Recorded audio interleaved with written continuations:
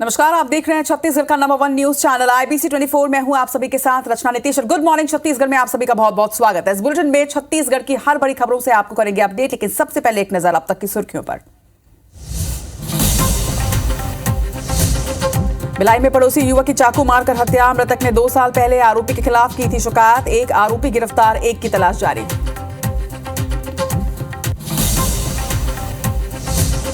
रायपुर के कोयला कारोबारी के घर लाखों की चोरी। 1.5 लाख नगद समेत 15 लाख के जेवर किए पार। खिड़की की ग्रिल काटकर चोरी की वारदात को दिया अंजाम।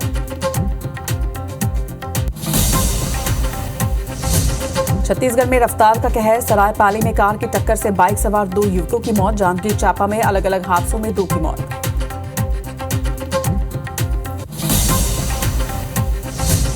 देश भर में मनाया जा रहा छठ महापर्व। आज उगते सूर्य को दिया जा रहा है अर्घ्य। घाटों पर उमड़े श्रद्धालु। विश्व कप जीतने का भारत का टूटा सपना। ऑस्ट्रेलिया ने 6 विकेट से भारत को हराया। छठी बार जीता वर्ल्ड कप।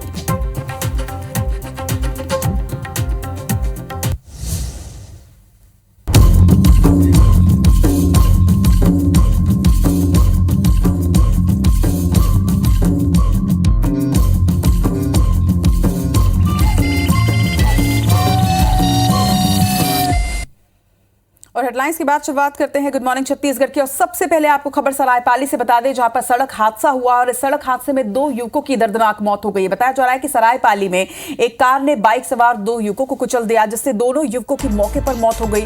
अब तक मृतकों की शिनाख्त नहीं हो पाई है। बताया जा रहा है कि सरायपाली के एवास इंग्लिश मीडियम स्कूल के पास जब बाइक सवार जा रहे थे, तभी कार ने बाइक सवारों को टक्कर मार दी, जिससे दोनों युवकों की मौके पर ही मौत हो गई है। 2 युवक की जान इस दर्दनाक सड़क हादसे में गई है। अब तक ये पता नहीं चल सका है कि मृतक कौन है, इनकी शिनाख्त नहीं हो पाई है। सरायपाली में दर्दनाक सड़क हादसा, जहां पर कार ने बाइक सवारों को कुचल दिया है। हालांकि इसके बाद कार सवार यहां से फरार हो गया। हादसे में 2 युवकों की मौके पर मौत हुई है। दोनों युवकों की अब तक पहचान नहीं की जा सकी है। पुलिस अब आगे की जांच कर रही है।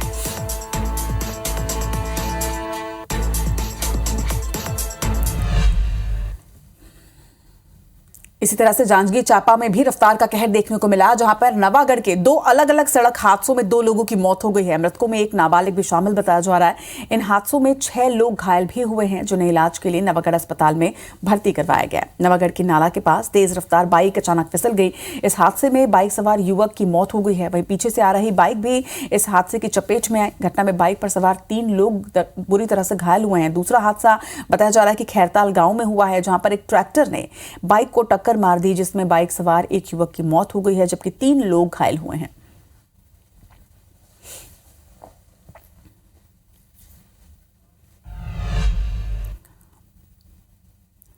राजधानी रायपुर से बड़ी खबर आपको बता दें, जहां पर चोरी की वारदात को अंजाम दिया गया है। कोयला कारोबारी के घर पर बताया जा रहा है कि चोरों ने लाखों रुपए की चोरी की है। 1.5 लाख रुपए नगद के साथ ही 15 लाख रुपए के जेवर यहां से चोर ले उड़े हैं। घर की तस्वीर भी आप देख रहे हैं। बताया जा रहा है कि समता कॉलोनी स्थित कोयला कारोबारी के घर की खिड़की के ग्रिल को तोड़कर चोर अंदर घुसे और उसके बाद चोरी की वारदात को अंजाम दिया है। जिस वक्त इस चोरी की घटना को अंजाम चोर दे रहे थे, उस वक्त कारोबारी परिवार सहित एक कार्यक्रम में शिरकत करने के लिए बाहर गए हुए थे, जिस दौरान चोरी की घटना हुई है। आजाद चौक थाने के समता कॉलोनी की यह घटना बताई जा रही है। समता कॉलोनी में एक सूने घर को चोरों ने अपना निशाना बनाया। घर की खिड़की की ग्रिल को काटकर चोर अंदर प्रवेश किया उन्होंने, और उसके बाद आप देखिए 1.5 लाख रुपए नगद के साथ ही 15 लाख रुपए के जेवर भी यहां से चोरी किए गए हैं। अब आजाद नगर पुलिस थाना में शिकायत दर्ज करवाई है, जिसके बाद अब पुलिस आगे की जांच कर रही है। सीसीटीवी फुटेज भी इस पूरे मामले में खंगाले जा रहे हैं।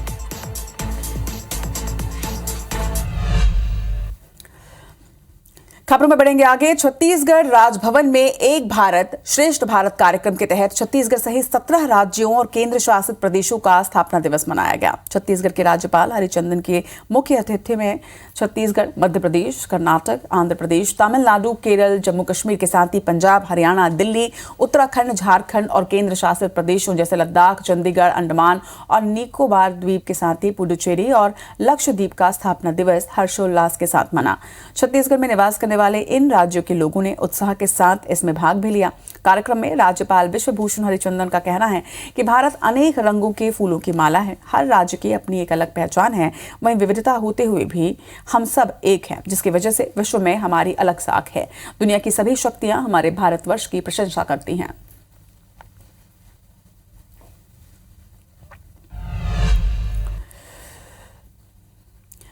सीतापुर विधानसभा से कांग्रेस के प्रत्याशी अमरजीत भगत का कहना है कि अब चुनाव के बाद मैं बिल्कुल रिलैक्स महसूस कर रहा हूं। चुनाव के भागदौड़ी से अब छुट्टी मिल गई है और अब सिर्फ चुनाव के नतीजों का इंतजार है। वहीं उप मुख्यमंत्री टीएस सिंहदेव के 75 पार वाले बयान पर अमरजीत भगत का कहना है कि ऐसा कोई कमिटमेंट या कोई लिखित एग्रीमेंट तो नहीं है, एक अनुमान रहता है, मगर अमूमन यही स्थिति रहेगी जो पिछले चुनाव में थी।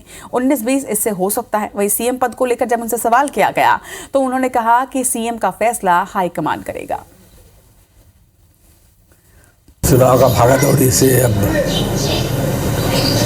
छुट्टी मिला, अब परिणाम का इंतजार 3 तारीख को फिर शुरू होगा। एक अनुमान रहता है, लेकिन अमूमन वही स्थिति रहेगा जो पिछले चुनाव में था। 19-20 हो सकता है। सब ठीक है, जो है वो हाईकमान जो तय करेगा, लेकिन हम नहीं हैं।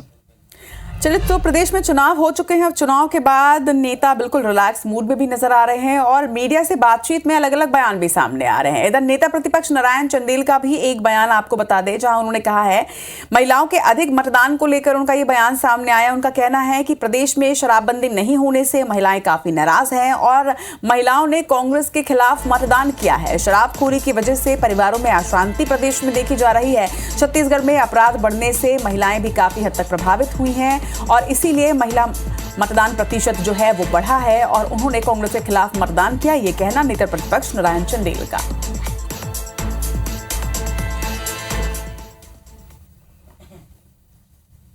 हमारी माताओं बहनों ने बड़ी संख्या में मतदान केंद्रों में जाकर के मतदान किया है। कांग्रेस ने कहा था कि हम दारूबंदी करेंगे, शराबबंदी करेंगे, गंगा जल उठा करके कसम खाया था। महिलाओं में इस बात को लेकर के भारी आक्रोश है कि इन्होंने गंगा जल की झूठी कसम खाया, गंगा जल का अपमान किया है और इसलिए गंगा जल के सम्मान में भाजपा मैदान में। मतदान के बाद प्रत्याशियों की किस्मत ईवीएम में कैद हो चुकी है। ईवीएम को स्ट्रांग रूम में सील बंद कर दिया गया है। 3 दिसंबर को काउंटिंग के बाद प्रत्याशियों की किस्मत का फैसला भी होगा, मगर इससे पहले ईवीएम की सुरक्षा को लेकर कड़ी चौकसी बरती जा रही है। बिलासपुर में कोने स्थित स्ट्रांग रूम का जायजा लिया IBC 24 संवाददाता जितेंद्र थवाइत ने। मतदान के साथ प्रत्याशियों का फैसला ईवीएम में कैद हो गया है और मतदान के साथ ईवीएम को अब स्ट्रांग रूम में सील कर दिया गया है। 3 दिसंबर को जब यहां पर मतगणना होगा तब ईवीएम बाहर निकाले जाएंगे। उसके बाद मतगणना की जो प्रक्रिया है वो शुरू होगी। हम इस वक्त मौजूद हैं बिलासपुर के कोनी शासकीय इंजीनियरिंग कॉलेज में, जहां पर स्ट्रांग रूम बनाया गया है। अगर बात करें बिलासपुर जिले की तो यहां पर लगभग 68% मतदान हुए हैं। बिलासपुर जिले के 6 विधानसभा सीटों के लिए यहाँ पर मतदान की प्रक्रिया पूरी हुई है, जिसमें बढ़ चढ़कर मतदाताओं ने हिस्सा लिया है। लेकिन उसके बाद अब ईवीएम की जो सुरक्षा है वो सबसे महत्वपूर्ण हो जाती है। लिहाजा इसको लेकर भी निर्वाचन ने इस बार खास इंतजामात जो है वो किए हैं। देखिए किस तरह से जो बीएसएफ के आर्म्ड फोर्स के जो जवान हैं वो यहाँ पर 24 घंटे तैनात हैं। दिन रात की ड्यूटी यहाँ पर इनकी लगाई गई है ताकि ईवीएम के साथ कोई छेड़छाड़ ना हो। इसके साथ ही अगर कहें तो पूरे परिसर को सीसीटीवी कैमरे से लैस किया गया है ताकि निगरानी में कहीं पर कोई चूक ना हो और चप्पे चप्पे तक यहाँ पर निगरानी रखी जा सके। हालांकि इसके साथ ही राजनीतिक दल के जो तमाम प्रतिनिधि हैं उनको भी यहाँ पर निगरानी के लिए निर्देशित किया गया है। 3 तारीख को यहाँ पर जब मतगणना होगी उसके बाद ईवीएम जो है स्ट्रांग रूम से बाहर निकाले जाएंगे। उसके बाद मतगणना की प्रक्रिया शुरू होगी। लेकिन 3 दिसंबर तक अगर कहें तो यहाँ पर कड़ी चौकसी के बीच ईवीएम स्ट्रांग रूम में मौजूद रहेंगे। कैमरा सतीश मिश्रा के साथ जितेंद्र थवाइत, IBC 24 बिलासपुर।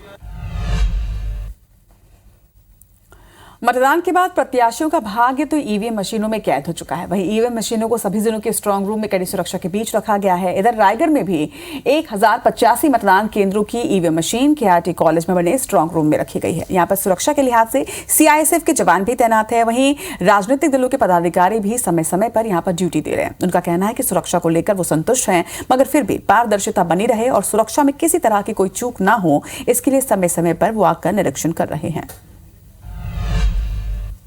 प्रदेश भर में दूसरे चरण का मतदान संपन्न होने के बाद ईवीएम मशीनों को हर जिलों के मुख्यालय में स्ट्रांग रूम में रखा गया है। मेरे पीछे की तस्वीर में आपको दिखाता हूं कि आईटी का ये वो कैंपस है जहां पर ईवीएम मशीनों को रखा गया है। यहाँ स्ट्रांग रूम बनाया गया है और सुरक्षा के मद्देनजर सीआईएसएफ की टीम यहाँ पे है, लगातार तैनात है। लगभग 150 से अधिक जवानों की तैनाती यहाँ पे की गई है। इसके अलावा राजपत्रित अधिकारी भी शिफ्ट वाइज यहाँ पे ड्यूटी कर रहे हैं।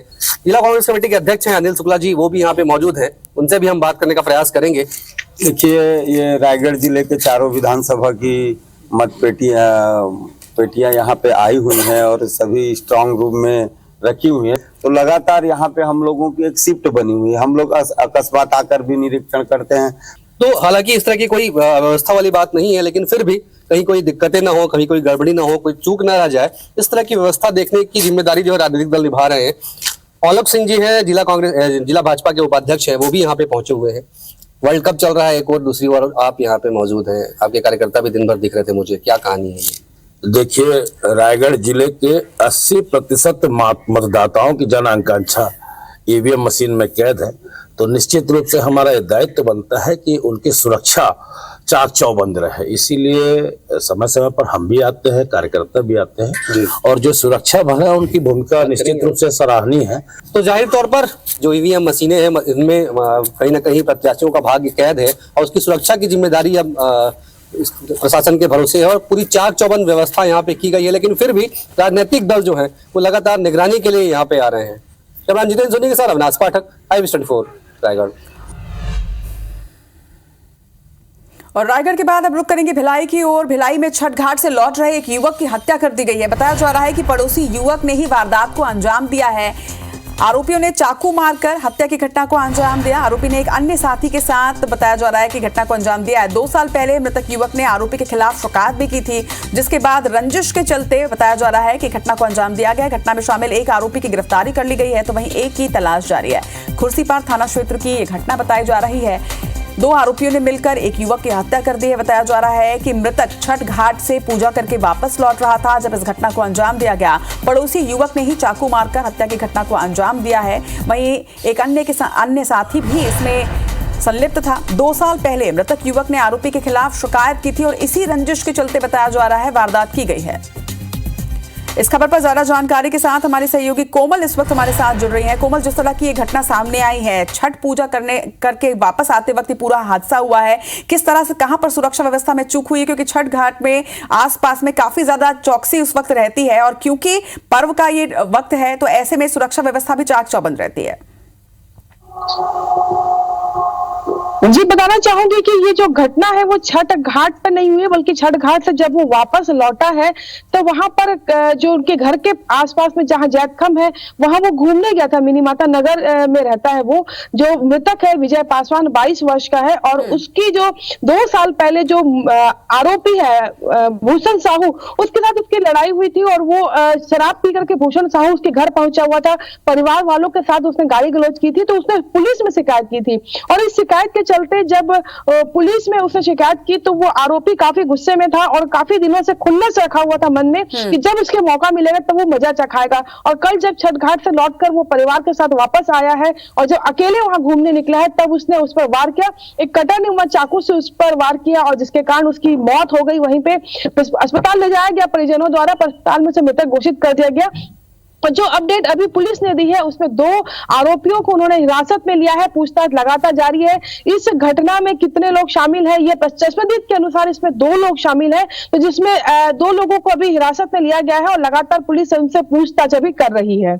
कोमल, अगर बात करें खुर्सीपार क्षेत्र की तो ये कोई पहली घटना नहीं है। इसके पहले भी इस तरह की चाकूबाजी की कई घटनाएं सामने आई हैं और पुलिस का ये भी कहना था कि लगातार चेकिंग की जाती है, लगातार इस तरह के लोगों की निगरानी भी की जाती है, लेकिन उसके बावजूद भी लगातार इस तरह की घटनाएं सामने आ रही हैं। जी बिल्कुल, खुर्सीपार का जो क्षेत्र है वो काफी इसी नाम से जाना जाता है। वहां पर घटनाएं काफी होती है, चाकूबाजी जैसी घटनाएं वहां पर आम बात है। और लगातार अगर हम कानून व्यवस्था की बात करें तो चूंकि अभी आचार संहिता लागू है, कई निगरानी शुदा बदमाशों को भी नजर रखी जा रही है, कई आपराधिक प्रवृत्ति के जो लोग उन्हें जेल में डाला गया, पर उसके बावजूद भी जो लोग खुलेआम घूम रहे हैं, इस तरह घटना को अंजाम दे रहे हैं, तो उसकी वजह से लोगों में भी काफी दहशत, तो लोग भी सवाल उठा रहे हैं कि कानून व्यवस्था कहाँ है, पुलिस आखिर कहाँ है और पेट्रोलिंग जो है वो कहाँ है। क्योंकि यहाँ पर जो घटना हुई थी, बताया जा रहा है कि वो रात 9 से 10 बजे के बीच की थी। तो ये ऐसा समय होता है कि जब लोगों का आना जाना लगा रहता है, चाहे किसी भी सड़क हो, किसी भी मोहल्ले में हो, तो उस वक्त पुलिस की पेट्रोलिंग नहीं होने की वजह से इस घटना में जो हुई है, जो चूक हुई है सुरक्षा की, वो यह मानी जा सकती है कि अगर पुलिस वहां पे पेट्रोलिंग होती या पुलिस आसपास होती तो शायद इस घटना को रोका जा सकता था। चलिए, खबर पर नजर बनाकर रखिएगा कोमल। फिलहाल तमाम जानकारी के लिए आपका बहुत बहुत शुक्रिया। लगातार अपडेट्स आपसे लेते रहेंगे। बात करेंगे छठ महापर्व की।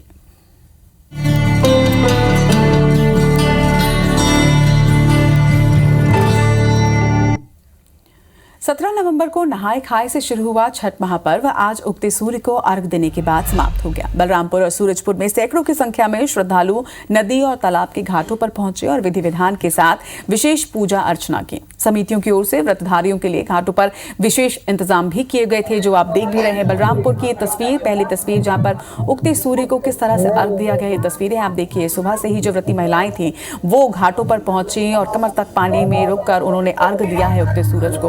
वहीं सूरजपुर की भी ये तस्वीर आप देखिए। समिति द्वारा विशेष इंतजाम यहाँ पर किए गए थे। श्रद्धालुओं ने यहाँ पर बड़ी संख्या में पहुंचकर पूजा अर्चना की और पूरे देश में आज छठ पर्व समाप्त हो चुका है। छठ की छठा जो है वो आपको दिखा रहे हैं। सुबह सूर्योदय के भी पहले लोग छठ घाट पे पहुंचना शुरू हो चुके थे। 17 नवंबर से शुरू हुआ छठ का ये महापर्व आज उगते सूरज को अर्घ देने के बाद समाप्त हो गया है।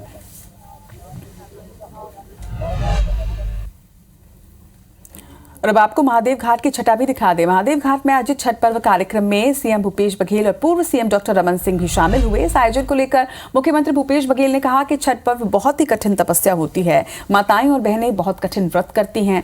साथ ही कांग्रेस सरकार में ही छठ पर्व में अवकाश घोषित करने के अवसर को उन्होंने अपना सौभाग्य भी बताया।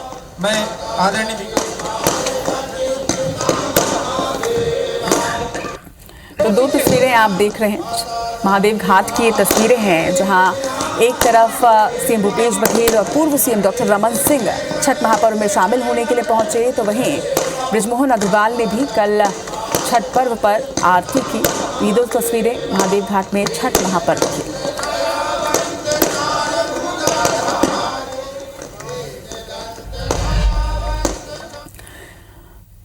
तो छठ पर पूजा का आज चौथा और अंतिम दिन व्रती महिलाओं ने आज उगते हुए सूर्य को अर्घ देकर अपना व्रत पूरा कर लिया है। इस पर्व को लेकर महिलाओं में खासा उत्साह भी नजर आया। 36 घंटों का कठिन व्रत रखती हैं महिलाएं और महादेव घाट में छठ पर्व को लेकर भव्य आयोजन भी इस बार भी किया गया। महिलाओं ने उगते हुए सूर्य को अर्घ दिया, आज अपना व्रत खोला है। न सिर्फ महिलाएं बल्कि पुरुष भी इस कठिन व्रत को करते हैं और भगवान सूर्य को अर्घ देते महादेव घाट में वो नजर आए।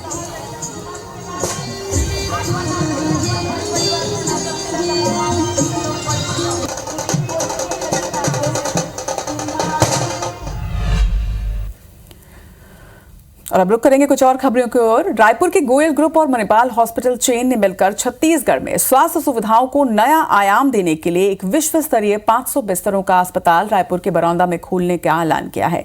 इसका भूमि पूजन और शिलान्यास गोयल ग्रुप ऑफ कंपनी के चेयरमैन सुरेश गोयल और मणिपाल हॉस्पिटल ग्रुप के डॉक्टरों की उपस्थिति में विधिवत पूजा अर्चना कर किया गया। 500 बिस्तर का सर्व सुविधा युक्त हॉस्पिटल 2 साल में बनकर तैयार हो जाएगा।